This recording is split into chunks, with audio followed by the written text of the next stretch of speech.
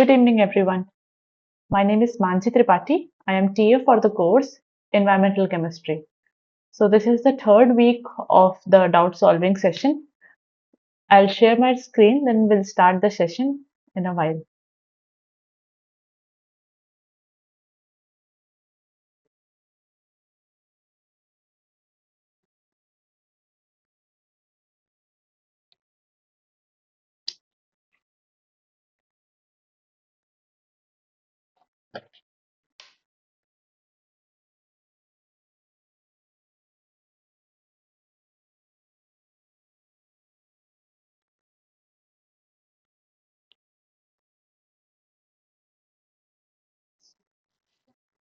Okay, so this is the week 3 of the problem solving session.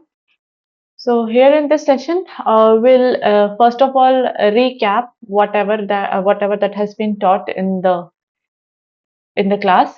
After that, we will solve some question and following, if there is any doubt from your side, we'll take care of those two. So I'll start the session. So this is the week 3 recap.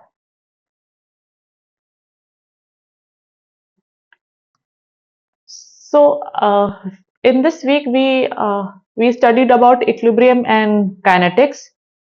So what is equilibrium? Equilibrium is how far the reaction has gone. And what is kinetics? Kinetics is how fast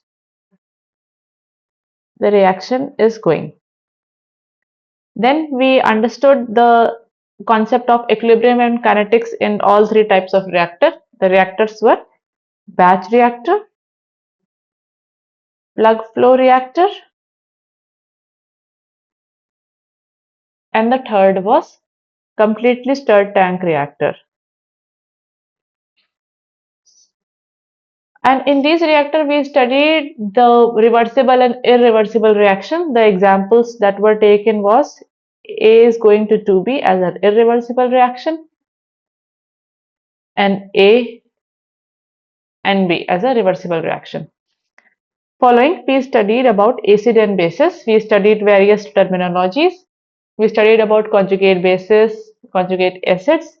After that, we also studied about the pKa values, acid dissociation constant, and depending upon the number of proton.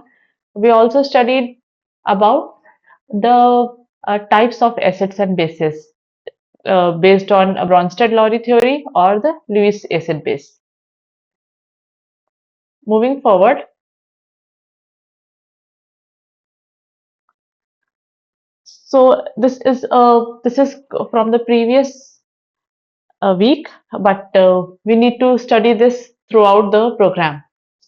So for solving any system in equilibrium, there are various, depending upon the number of unknowns, there should be that number of equations.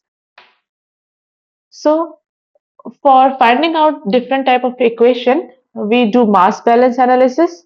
Then we go for charge balance if the number of equations are not enough still. Then we go for equilibrium equations. After that, we can go for component balance. So in the last week, we studied about component balance. So coming to this week's work, so reaction kinetics. So there are different type of reaction, that is reversible and irreversible reaction.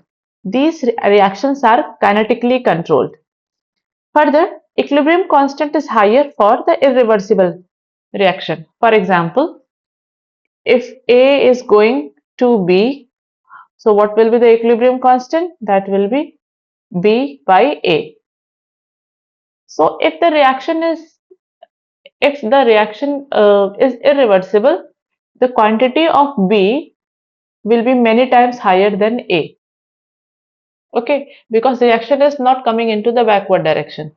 So in such a situation, what will happen? The value of K will increase. So that's why we say the equilibrium constant is higher for irreversible reaction.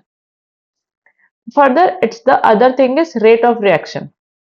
So it depends upon the concentration of reactants. So rate of reaction, it depends upon the concentration of reactant, not product.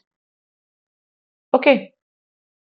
Other thing we studied is what are the factors that can change the equilibrium constants. So they were temperature and stoichiometry.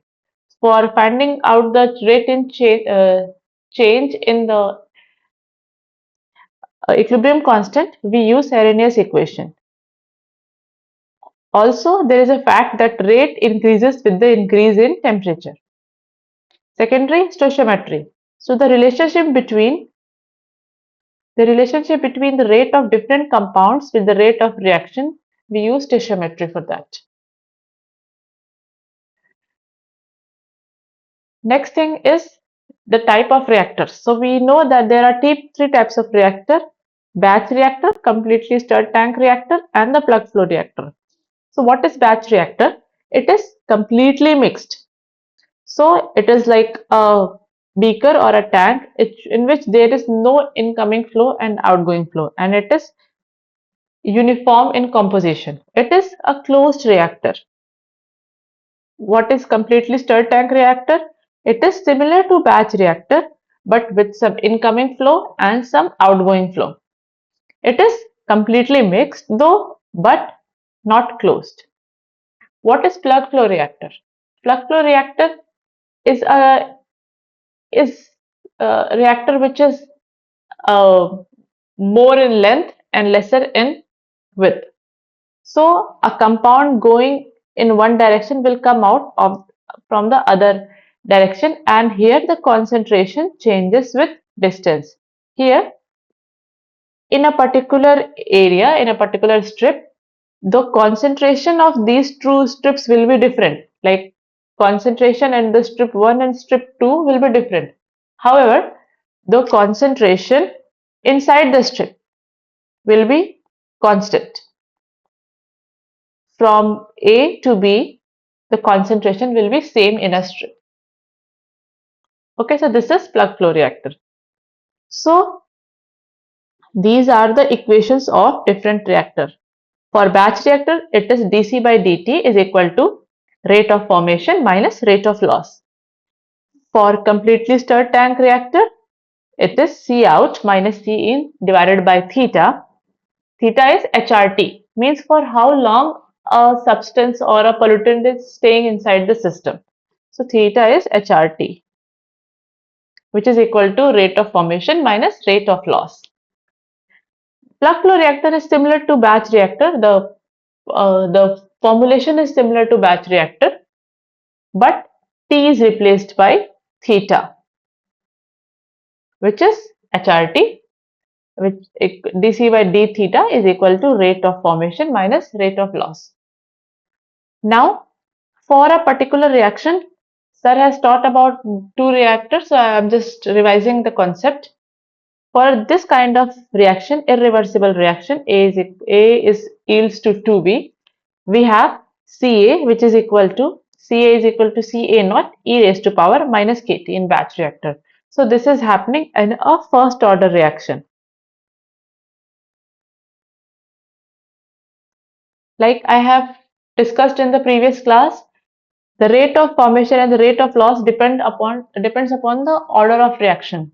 So these equations which are derived for Ca and Cb, this will be Cb, is based on the first order reaction. If it is zeroth order or second order, these equations will change.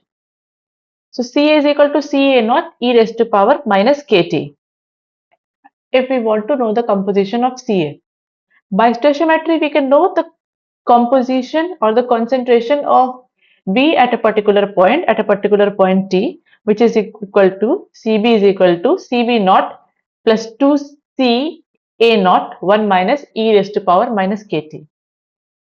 Similarly, for the plug flow reactor, Ca is equal to Ca naught e raised to power minus k theta, because here T is replaced by theta. Theta is hydraulic retention time, HRT. And Cb is equal to Cb naught plus 2A naught 1 minus e raised to power minus k theta. Why we are getting this two figure? Because A is being converted to 2B. If it is 3, it will become 3. And what is the concentration of A and B and CSTR, that too in first order. Ca is equal to Ca naught 1 plus K theta, and Cb is equal to Cb naught minus 2A theta K theta upon 1 plus Ka naught 2Ca naught K theta divided by 1 plus K theta. So this is for A when A yields to 2B. Similarly, Sir has taught about the condition in which this reaction is reversible. A is going to B and B is going to A. So you can see that equation from the class lectures. Now coming to the next important concept is relevance acid-base reactions.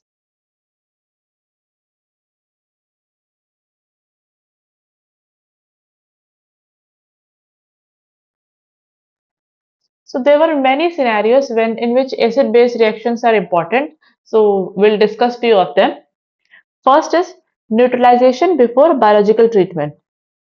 Here how it works. So there are various in a water treatment plant or sewage treatment plant, there are various biological organisms, bacteria, all these things which are used for treatment of the water or wastewater. For example, let's take the ASP, activated sludge process, or any other process, or any anaerobic process also, like methanogenesis. Okay, so all these bacteria are active in a particular pH range. Okay, that is very important. Not all the bacteria can survive in extreme pH ranges. So there is a particular pH range in which they are most active.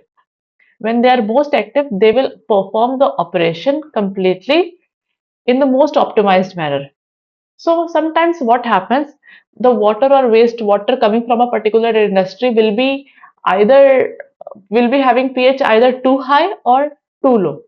So for the bacteria to act on them, they need neutralization, okay, into that optimum pH range. So for that purpose, the knowledge of acid-base reactions are important. Secondly, all the distribution pipes and everything, they are made up of metal, mostly made up of metal. For example, copper. So for all the metals, there is a particular pH range in which either they can be precipitated or solubilized. pH range for precipitation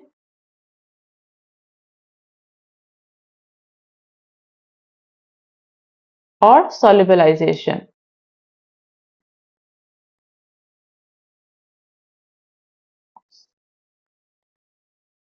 So just imagine a scenario in which a water is going through a metal pipe, that is copper pipe. Water is going through it and the pH is very low, like say 2.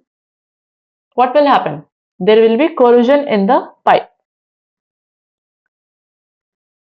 And within some time, what will happen? There will be formation of holes. So there will be leakage. So to avoid that, there should be proper pH balance. And what will happen if the pH is too high? Let's say pH is 12. What will happen? There will be many constituents in the water that may form a layer inside the pipe. Now, earlier the diameter was d. Now, due to the formation of layer, the diameter will become small d. Small d is less than d. So, what will happen? In such cases, the flow will reduce. Okay,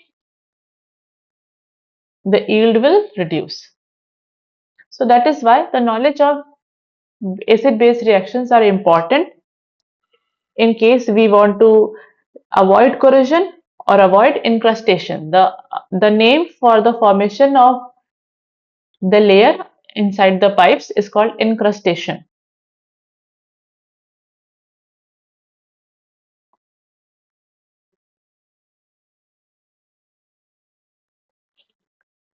Third thing is pH during heavy metal removal or the coagulation and flocculation. So for the process of coagulation and flocculation, what is the process of coagulation and flocculation?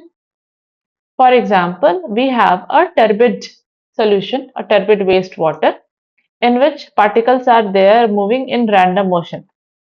So we add some coagulant, for example, alum. When we add alum, these alum when we add alum is added in this water and it is mixed, these compounds form large flocks and they started to settle down. So this is called coagulation.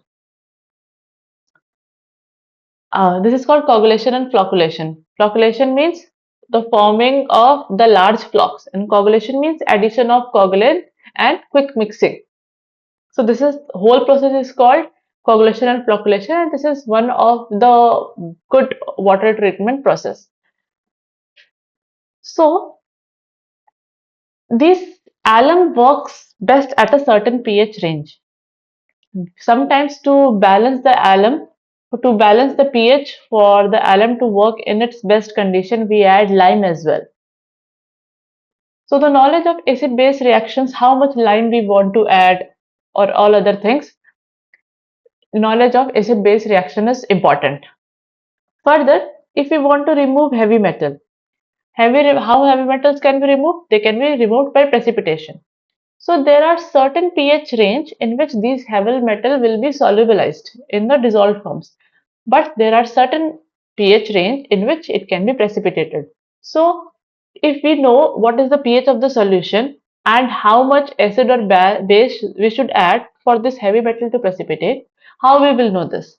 This can be known by the knowledge of acid-base reactions. Further, coming to the ecological point of view, for example, let's see we have a lake. Acid rain is falling on that. It will reduce the pH of the lake.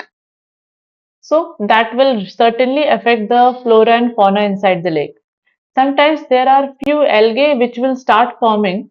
So what happens? There are certain strains of algae which are uh, kind of resistant to this acidified effect of water, but they are toxin causing. Like not all the algae or the bacteria will die due to this acid rain. So there are certain strains which are known to be storing toxins. So they may flourish, other algae will die, but there are certain algae which may start flourish during the acidified condition of the water body. So, but they are toxin causing. So it may affect the whole aquatic system inside the lake and the person who is using that water for the other needs.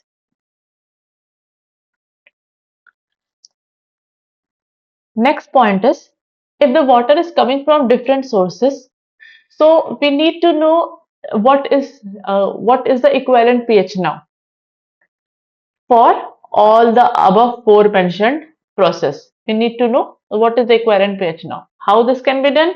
We want to know the H plus now. So for that purpose also we need the knowledge of acid-base reactions. Apart from that, interaction of soil and water regarding groundwater contamination. So, if there is a layer of soil, it contains few heavy metal or other things.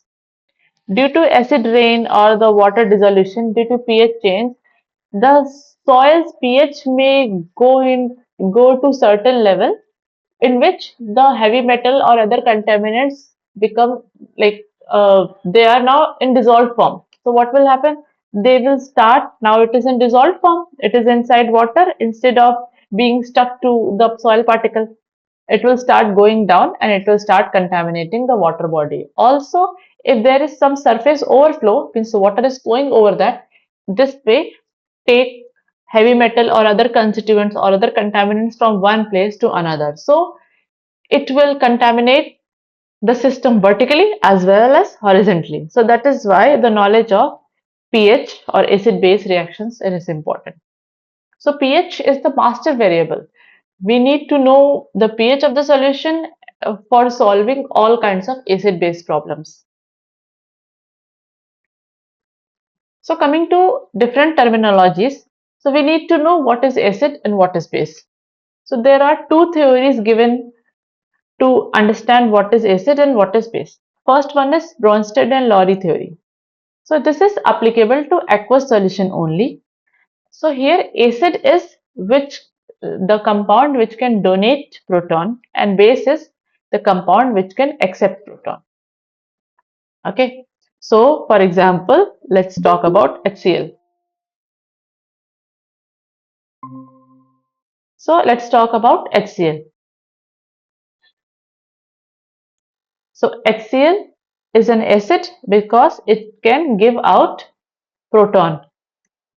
And if we say NaOH, NaOH is base. It can accept proton. Let's see how. Na plus OH minus. So it is giving out OH, but what this OH will do? OH will react with proton and form water. So this is kind of chain reaction. NaOH is dissolution is dissolving and forming Na plus and OH minus, and this OH minus is in turn reacting with H plus and forming H2O. So what is this overall NaOH is doing? It is accepting the proton. So this is the concept of Bronsted-Lowry. But remember, it is always applicable in aqueous solution. So what is Lewis acid and base? It is applicable to both aqueous and non-aqueous solutions. So it is a widely accepted. For Bronsted-Lowry, many kinds of acid won't be able to we won't be able to categorize them as Bronsted-Lowry acid or base because there is no proton in that. Visibly, no proton is there in there. But in Lewis case, almost all kinds of acid and bases can be analyzed. So what is acid? It is non-bonding electron pair acceptor. And what is base? It is non-bonding electron pair donor. So in the coming slides and in the coming lectures, we will mostly deal with Bronsted-Lowry. So you will be able to see clearly an H or OH. So coming to acid-base reaction. So from the slides in the very first day, we talked about kinetics and equilibrium. Kinetics and equilibrium. So there were many examples given in which kinetics is important and the other equilibrium important. For example, TNT. So what is TNT? It contains, it is kind of bomb. So explosive. So what happens? Because the kinetics is very high, kinetics is very fast, it can explode. So in such cases, kinetics is also considered. But let's talk about acid-base reaction. What happened? As soon as if we are taking a beaker, as soon as acid is added, as soon as acid is added in the water, the pH will start changing. And whenever see, now we are here, standing here, we want to measure the pH. So as soon as we are getting the result of the pH would have stabilized. So here it is very fast. And after that point of time, there won't be any change in the pH. Okay, so the kinetics is very, very fast. So that is not important in such cases because almost immediately the reaction will reach equilibrium. So kinetics is not important in case of acid-base reaction. However, equilibrium is important, and everything we from now we will deal regarding equilibrium. Acid dissociation constant 1, 2, depending upon the number of protons. So let's see example of HA. This is just for just giving a general reference of Henderson-Hasselbalch equation. We have taken HA which yields to H positive and A negative. So HA and A is what? It is conjugate acid-base pair. If instead of HA there is BOH, it will form B positive and OH negative. Okay, so this is BOH and OH negative is called conjugate base acid pair.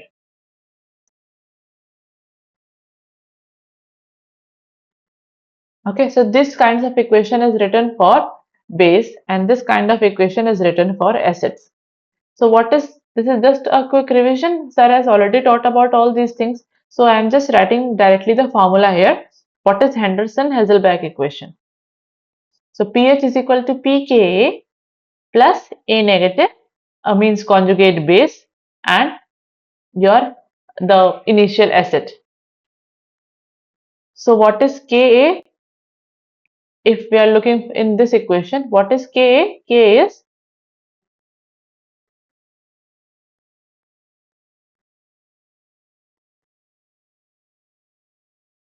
okay. So this is our Ka, which is the equilibrium constant. But in case of acid-base reaction, this is called acid dissociation constant. It is similar to equilibrium constant. Okay, there is no difference, but just the name is different. And why I am not using this bracket? I'm using this. I draw it properly because we are considering all the solutions to be dilute solutions. Okay, so in acid base reaction it is pre-assumed that all the solutions are dilute.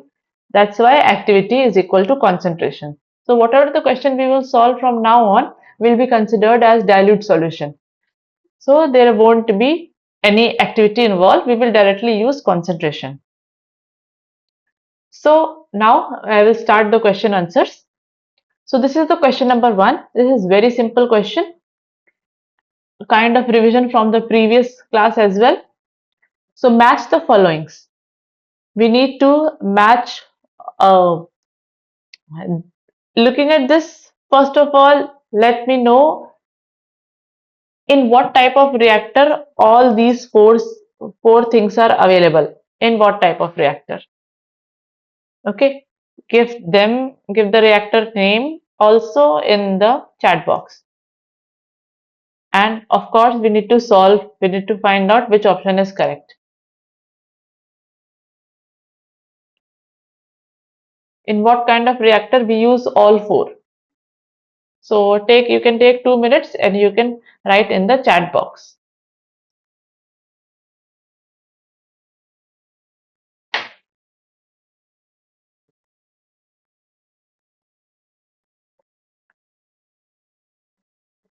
Name of the reactor as well as the correct option.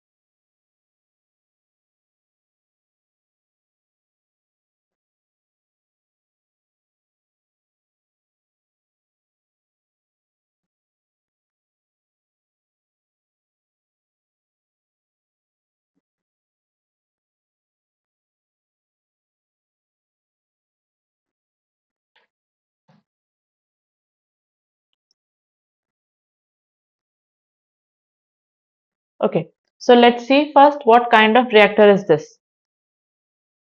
So let's write the equation first. V is equal to dC by dt is equal to Q incoming C incoming minus Q out C out, okay, plus rate of formation minus rate of loss. Now, this is a beaker, and in what kind of reactor, which is a open system in which flow is allowed? So it's not batch reactor, it's completely stirred tank reactor, because here incoming and outgoing flows are allowed. In batch reactor, flow is not at all allowed. In batch reactor, this Q will become 0, but here it is there. So that is why it is completely stirred tank reactor. Okay, all the equations we are using. So based on that, what can be the correct option? Please take some time and let me know the correct option. We'll see the answer in few seconds.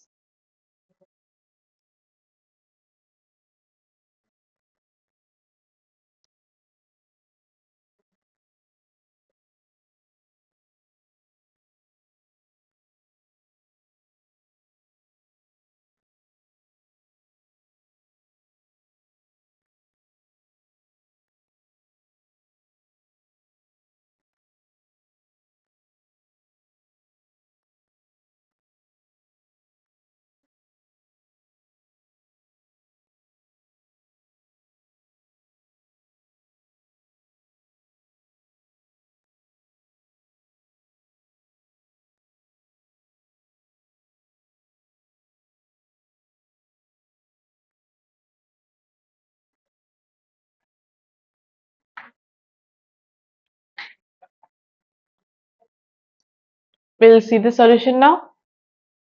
So the solution is B. Let's see how. So this part V dC by dt is called mass accumulated. Why? Because in a reactor, something is coming and something is going out. In out. So if the incoming is greater than out, there will be accumulation in the volume, there will be increase in the volume. So these things are taken care by dC by dt, means how is mass accumulating? With time there is change in concentration, right? If something is incoming, something is going out, there is certain concentration C. But if the flow incoming is more than outgoing, what will happen? There will be change in the volume. Volume was here, now it came here, here, here. So the level is increasing. So with the change in level, there will be change in concentration as well. So that is why dC by dt will change. So this thing is called accumulation. QICI is mass incoming. Simple, looking at the subscript we know II, mass incoming, Q out, C out, mass outgoing, and V is mass formed or consumed due to reactions. Rate of formation minus rate of loss. RF is rate of formation.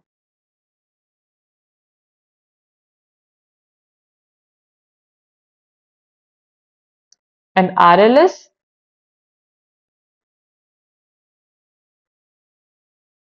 rate of loss. Coming to next question. The following data provided is relevant to the next two questions. Okay. So now two questions will be there. Question number 2 and question number 3. So this is the data which is relevant for the next two questions. A carcinogenic compound, carcinogenic means cancer causing compound. Compound name is X. It is present in water and undergoes a decomposition in a completely mixed flow. Okay, this thing is important.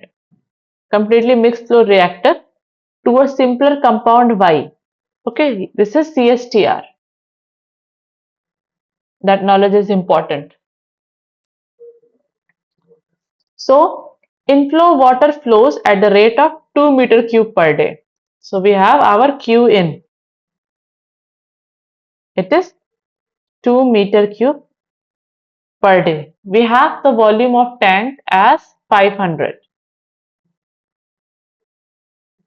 liters. The raw water contains carcinogenic compound X and compound Y with a concentration of 500 milligrams per liter and 10 milligrams per liter respectively. So incoming X is 500 milligrams per liter and incoming Y is equal to 10 milligrams per liter. Assume rate constants to be 4 per day. The rate constant is 4 per day. Assume the molar mass of compound X is equal to 0.5 times molar mass of compound Y. Okay, so please note down these values, everything, all the important data, so that we can move towards the question and solve it. Please note down the values. I'll give you a few seconds for doing that.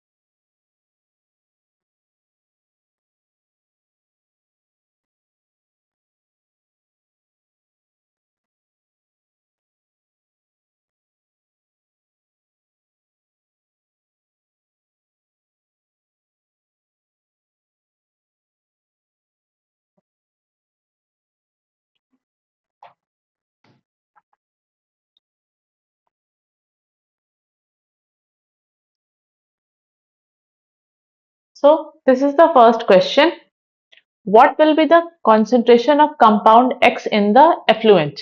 So we are asking for concentration of compound outgoing X. So please try to solve this question. These are the options, and I'll give the first screen before so that you can note down all the values.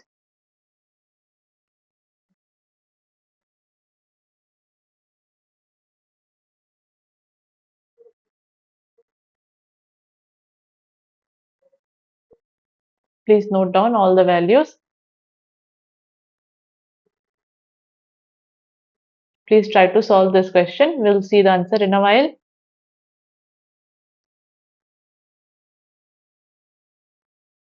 This is very simple question. Just note down all the values. Put in the equation of CSTR.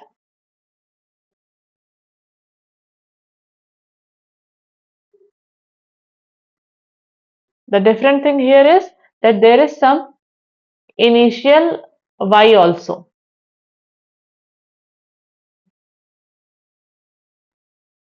and the reaction is going only in the forward direction.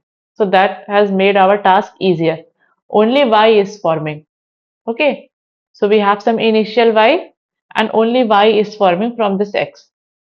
So use that thing and try to solve this equation. I can give 5 minutes for this, then we can see the answer.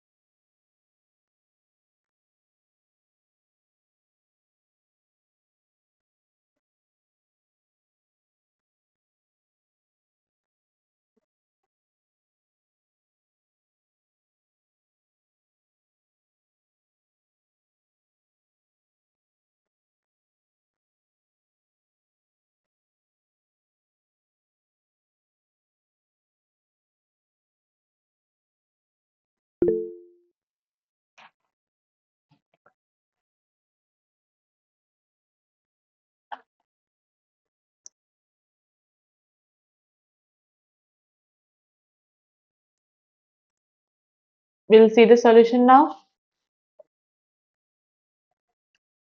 So as I was explaining, Q in is 2 meter cube per day, K is 4 per day, Cx naught is 500 milligram per liter and Cy naught is 10 milligrams per liter. V is 500 liter, which is converted to 0.5 meter cube. One more thing, one more very important thing is the uniformity in the units. We need to be very consistent, very uniform with the units. Okay. If one thing is changing, for example, if Q isn't given 2 meter cube per hour, theta is given in day or other thing, we need to convert properly. Okay. All those things are very, very, very important. So first of all, so these things to be should be taken care.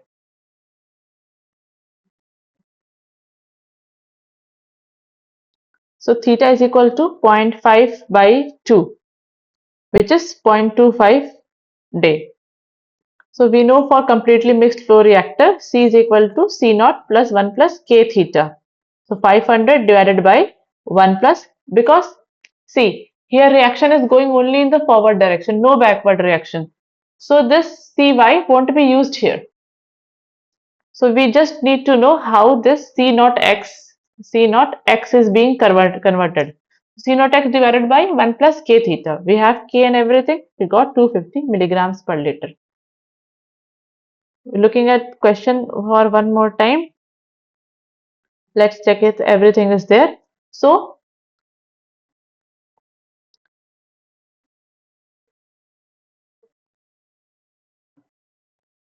I'll also calculate to check the calculation.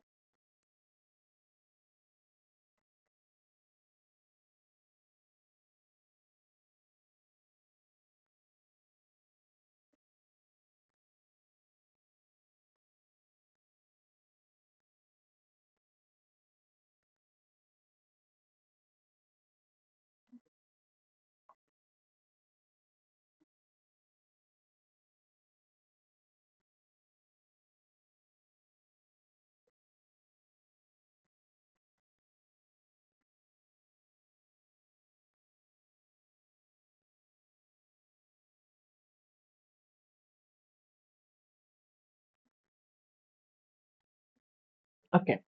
The next question is, what will be the concentration of the compound Y in CSTR after 3 hours? Okay. So we already have some concentration of Y. Okay. So please consider that as well. We need to consider how after 3 hours what will be the concentration of compound. So we have found everything in this part here. Okay. So use this and try to find out the concentration of the compound in next 3 hours. Concentration of Y. And the reaction is in forward direction. Please remember that once again.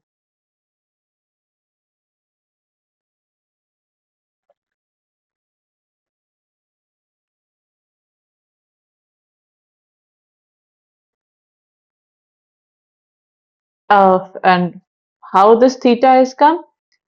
Theta is equal to V by Q. Okay, volume by flow. So what is the volume? 0.5 meter cube. And what is the cube? 2 meter cube per day. So meter cube cancel, and we got 0.25 day. Okay, so if there is any confusion how this theta came, so this came by volume divided by flow. Okay, other things are clear, I think. Everything is quite clear. 1 plus K theta, everything is clear. In case of any doubt, you can ask me.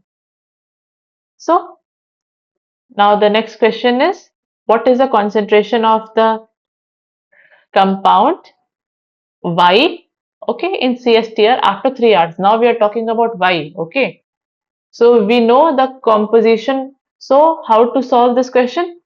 First of all, try to find out the concentration of compound X, okay, concentration of compound X after 3 hours. Now using stoichiometry, convert the composition of concentration of compound X to Y, we have seen the equation, right? X is 1.5 Y. Hmm? And the molar mass is given. X is equal to 0.5 molar mass of Y. So how is this molar mass changing? Molar of X is equal to 0.5 times moles of Y. So using this, first of all, find about X. Then using this stoichiometry, you can convert it to Y. So please try to solve this question. We'll see the solution in 5 minutes.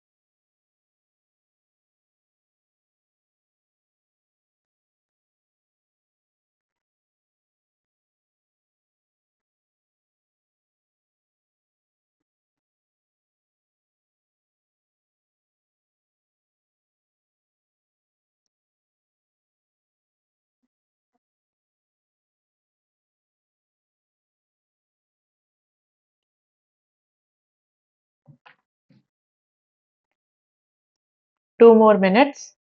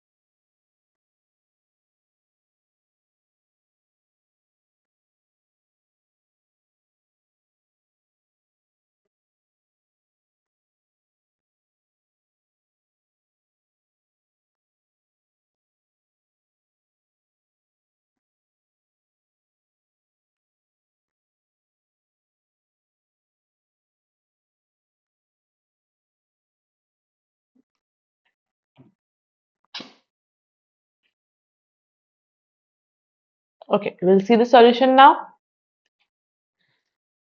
So as I was explaining, this unit conversion is very important. So everything was given in day, so that's why 3 hours has been converted to day. So 3 by 24 is 0.125 day. Now we need to, I told you we need to find the Cx at the third hour. So Cx is equal to Cx naught 1 plus k theta. So what is Cx naught? 500.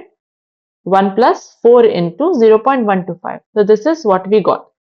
333.3333 milligram per liter. Now we need to calculate Cb after 3 hours. So this can be done by stoichiometry. So this equation has been used multiple times and has been already explained how we are getting these equations. So Cx naught minus Cx divided by mu x is equal to Cy minus Cy naught divided by mu y. Okay. Molar mass of both the compound as C is molar concentration. X and Y as molar mass of compound X and Y is respectively. V is equal to X is equal to 0.55. So please contemplate this part, then we can move to the next page. Please note down this thing. I'll give you a minute or two for doing that. Then we can move down to see the further solution. Please note it down.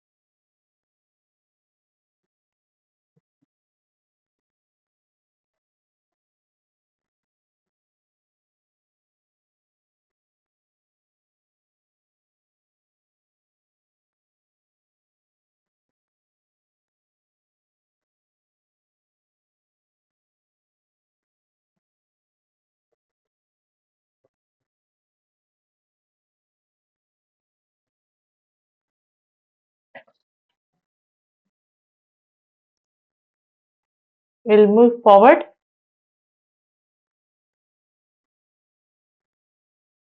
Now X is equal to 0.55. So this is the molar concentration that we have discussed. So just putting everything in this equation. So this was C naught minus C at that time divided by stoichiometric coefficient of X is equal to Cy minus Cy naught divided by stoichiometric coefficient of Y. So just this was the previous equation that we have written in the previous slide. So just putting everything down. So after solving, we will get CYS 510 milligrams per liter. So please note down this thing so that we can move forward to the next question.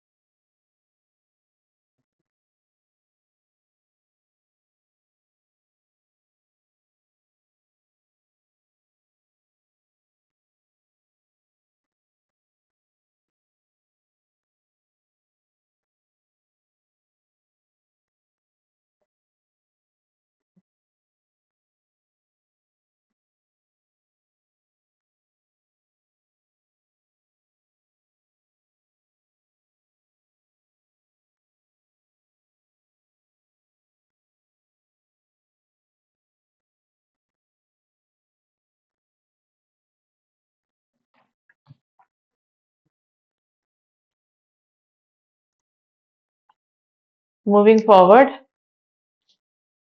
the next question number 4 is the reversible reaction follows below process in a batch reactor. Now the reactor is batch reactor. Okay, batch reactor means no incoming, no outgoing flow. The rate constant for the forward reaction is 0.5. So rate constant for forward reaction is 0.5 per day and backward reaction is 0.8 per day. The initial composition of compound A and B are these. So C naught A is equal to 250, C naught B is equal to 150, both in milligrams per liter. The molecular mass of compound A, molecular mass of A is equal to 50 gram per mole and molecular weight of compound B is equal to 30 grams per mole. What will be the concentration in milligram per liter of compound A at equilibrium? We need to find the equilibrium. Okay, please find solution for this question. We'll see the solution in a while. We need to find the concentration of compound A at equilibrium. Okay, so here if we see forward reaction and backward reaction are not equal, it means equilibrium has not yet been formed. So please find the composition of concentration of A at equilibrium. I'll give 5 minutes to solve the question, then we'll see the solution.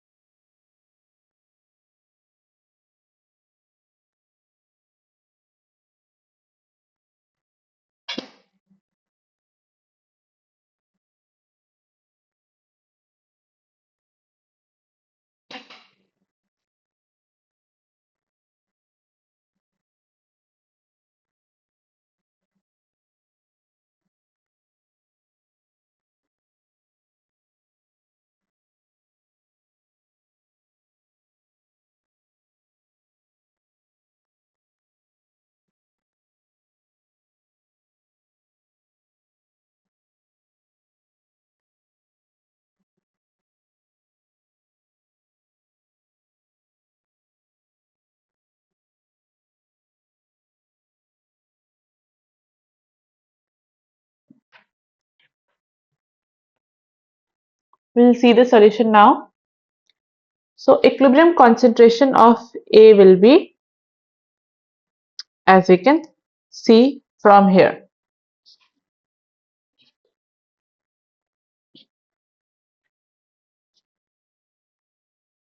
Okay, Ca is equal to Kb Ca naught plus Cb naught upon Kb plus Kf. How did we get this equation? It can be referred. It is formed from the set of various derivations. So you can refer it in the lectures. Maybe lecture 2. Ca is equal to Kb Ca naught upon Cb naught Kb plus Kf. So just putting in that equation, we will get our solutions. So everything was converted to moles. So finally, the moles were converted to milligram per liter for Ca. Okay. Please note down this solution so that we can move forward to next question.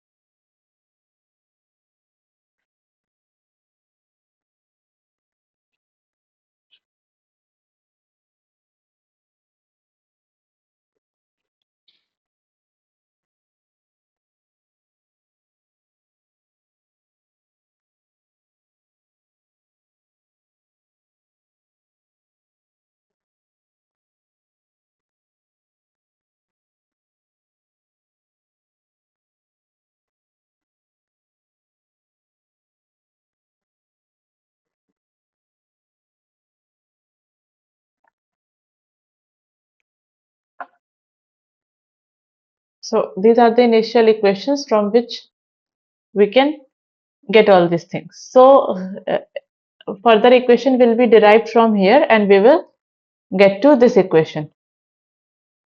So moving towards next question. Following data was obtained in a batch reactor in which contaminant is being removed. So this is the time and this is the concentration. We need to calculate the fractional order n of the reaction using R is equal to Kcn. The Cn will be here. Okay. R is equal to K C raised to power n. Use regression. So it is the one that has been taught in Excel. So please take out your Excel files and please try to solve this question. We need to find, we have time, we have concentration, we need R. Okay, and R is equal to Kcn. We need to assume K and assume N, some initial value. We can start N is equal to 1. We will assume accordingly some K, maybe 0.2 or 0.3, anything. We will find the value of R is equal to Kcn. So we will get the value of R. Okay. We need to use regression to solve this question. We will find error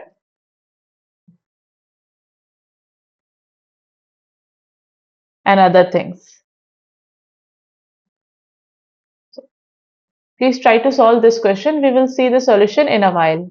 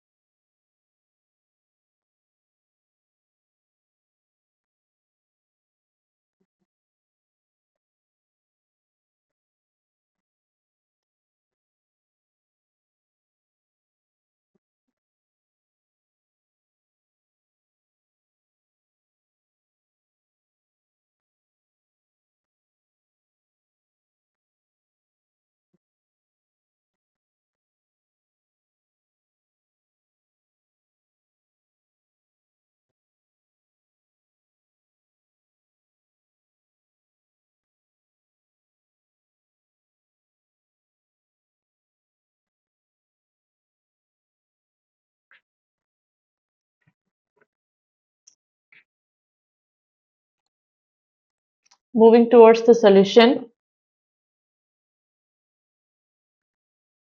So initial value of k is 0.5 on n. So we have the following data. We have the time, we have concentration, we know the dc by dt. So dc by dt we can calculate by forward difference method, central difference method and backward difference method. Now rate is equal to minus dc by dt, right? So the rate is just multiply this thing dc by dt by minus 1. And rate modeled, how we will calculate model rate? R is equal to k c raised to power n. So using this k and n, we will calculate R. Now we can calculate error and error square, and our objective is to minimize the error. And how we can do that? By changing the variables k and n. Okay, so by changing the variables k and n, we need to minimize this error. So this can be done by using the solver function in Excel. This has been taught in the class. So by using the solver and iterations, we got the k and n values as these. So we have to round it to nearest integer. So n is equal to 1. Coming to next question. Due to an accident, write before nationwide lockdown due to COVID-19 pandemic, an unknown amount of benzyl chloride is introduced into a small, well-mixed pond that is used as drinking water reservoir. Okay, we are talking about reactor, well-mixed pond, small well-mixed pond used for drinking water reservoir. Working for the state water authority, you are asked to estimate how long it will take the concentration to be dropped below 1 microgram per liter. So our target concentration is 1 microgram per liter and the time is what we want to know. Because of the lockdown, it takes you 5 days until you are ready to make the first measurement. Okay, so this is the C naught concentration on the 0th day. But you were able to measure only on the 5th day, which is equal to 50 microgram per liter. And this is on the 5th day. Second measurement after 5th day means 10th day is 23.6 microgram per liter. So we have time and we have concentration 0, 5 and 10. Some initial concentration is there. Now we know 50 microgram per liter and 23.6 microgram per liter. And we want to know the time in which it will be 1 microgram per liter. And you have seen the type of reactor, right? Small and well mixed pond. So please try to find the answer for this question. We'll see the solution in a while.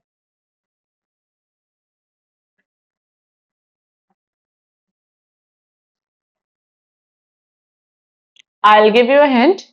From this thing, K can be calculated and then we can use the reactor equation. Try to find out the answer of this question.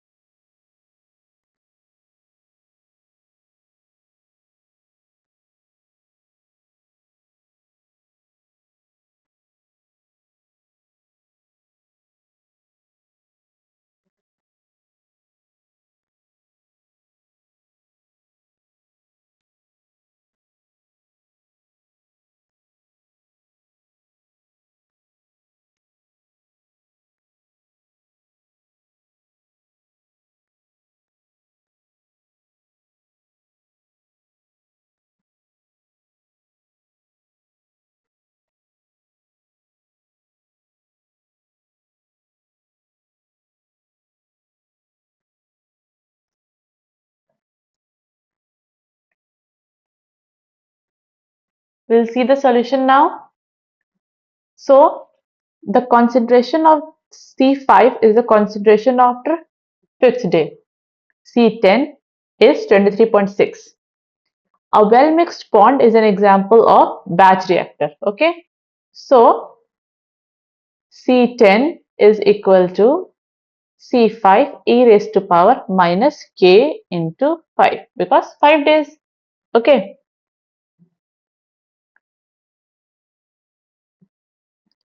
or we can from the initial, it should be initial, no? So C5 is equal to C naught e raised to power minus 5K KT, right? Because C is equal to C naught e to power minus KT. And C10 is also is equal to C naught e raised to power minus 10K. Okay. By solving these equations, we will get Ks 0.015 per day. Now we just have to keep this in equation 1. So C is equal to C naught e raised to power minus 0.15 T. So this is our final equation now. Okay, we can calculate C naught as well. Final concentration is 1 microgram per liter. We can get all these things. So the time is equal to 31 days. So it's very simple question. Please look into this so that we can go to next question.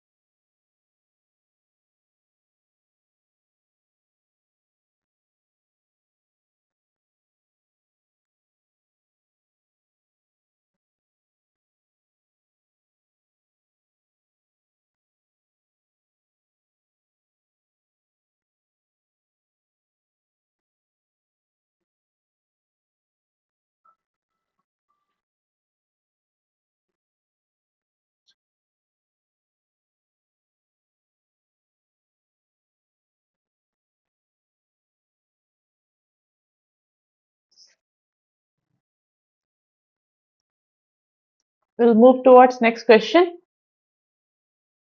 Select correct option about Bronsted-Lowry acid-base theory. This we have explained in the initial part of the session. So it is widely used for theory as it applies to both aqueous and non-aqueous solution, applicable only to aqueous or H plus or electron pair. Please try to find out the answer of this question. We'll see the solution in a few seconds.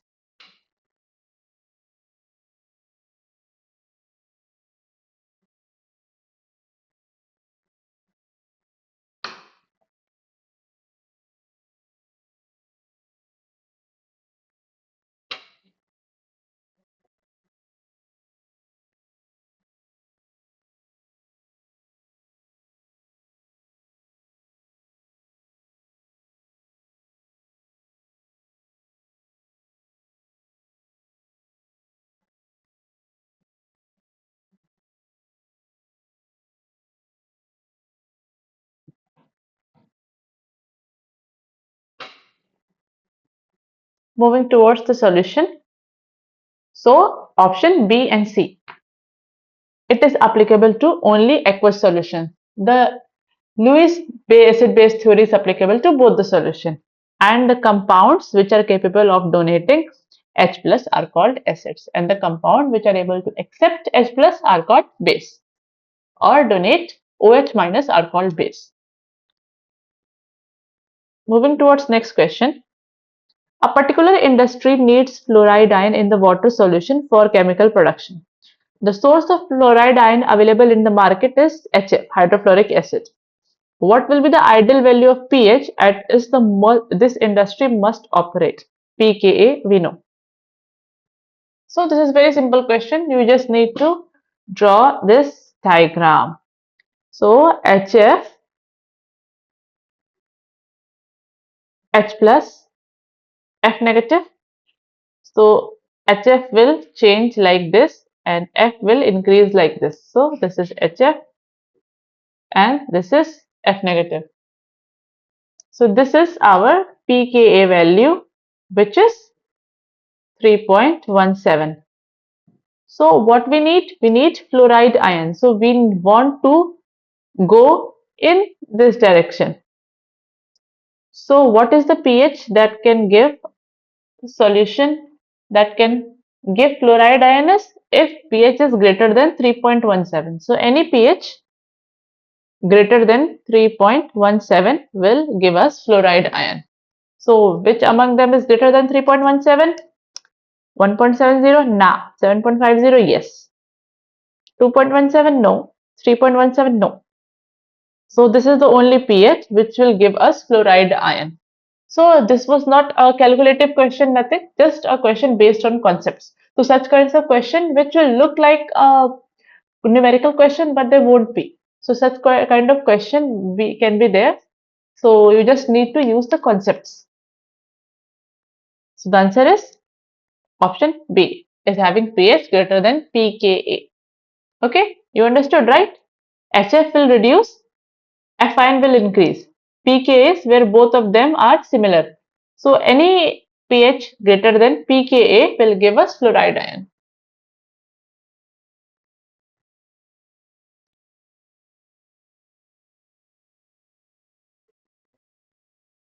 So question number 9 is acetic acid dissociates in water as below. We have pKa value. The concentration of conjugate base and conjugate acid present after dissociation is, this is 10 raised to power minus 4.6 mole per liter. Okay. Conjugate base is AC negative and conjugate acid is HAC. Calculate the pH of the water solution. Use the Henderson-Hasselbalch equation. Very simple. Please solve this question. We'll see the solution in a while.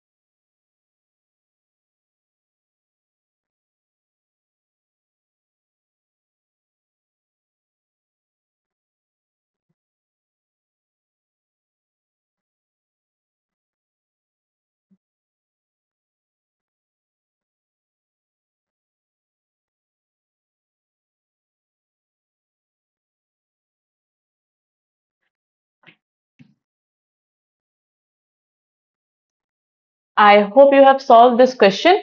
So we'll see the solution now. So pH is equal to pK plus log AC by HAC. We have to just put everything in this equation and we will get pH as 2.96. Very simple, such kind of simple questions. Moving towards next question. Which of the following acid is strongest at pH 8? Assume equal concentration of all the acids. So which of this will be strongest at pH 8?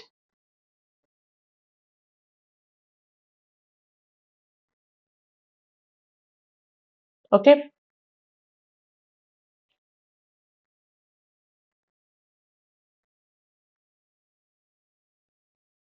we have their pKa values.